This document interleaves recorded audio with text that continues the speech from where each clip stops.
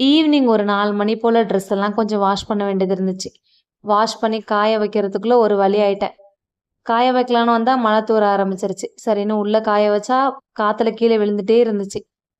சரின்னு எப்படியோ ஒரு வழியா காய வச்சுட்டு, காய வச்சு எடுத்துட்டு வந்த துணியெல்லாம் மடிச்சு அந்தந்த இடத்துல வச்சுட்டு, தம்பிங்க பால் கேட்டாங்க.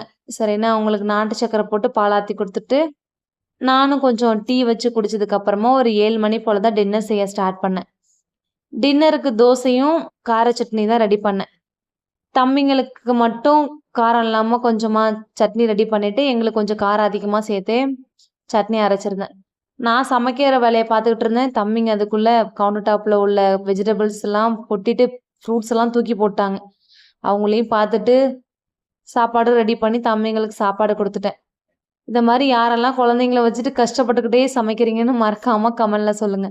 நாளைக்கு ஒரு வீடியோல பார்க்கலாம். பாய்.